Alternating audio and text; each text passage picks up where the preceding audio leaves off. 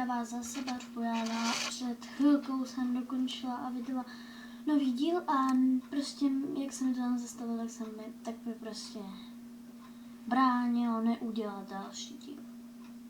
A jak vidíte, už jsem zase připravená udělat za sebe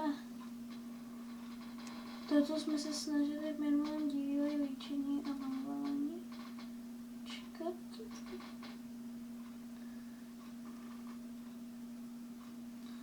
Se musí zacaknout krásně.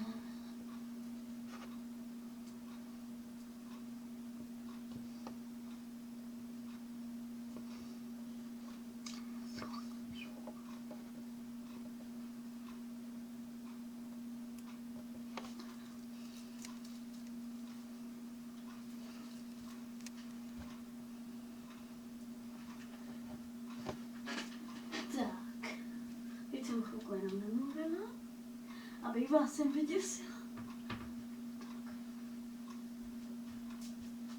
Tak. Mít hodně přehnaně náramků, nějaký cool řetízek, tričko s nejlepší hláškou, černý elastáky, líčení podle minulého dílu, takže zlatá, hnědá, zlatohnědá a potom přesně ještě světlá oranžová. Potom mírně, když máš kruhy pod očima, potom mírně namalovat. Jo, ještě jsem neudělala jednou.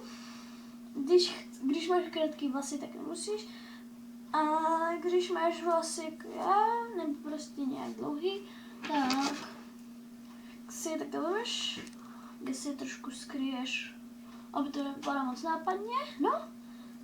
A je ze mě chlapeček. Taková polochlapeček. Prostě s něj jdete sluchátka na krk a můžete vyrazit po škole. Takže, ahoj, ahoj. Jo, ještě něco, sorry. Ještě jsem vám chtěla říct, že na kanál Barbojana teďkom bude míň dílů a protože z toho foťáku dělit minc dám, až z foťáku to dám zase a dám to na Barbojana kanál, protože takhle je to rychlejší, jsem zjistila, že to jenom vydáš a pak to tam dáš. Takže tak. Takže čau.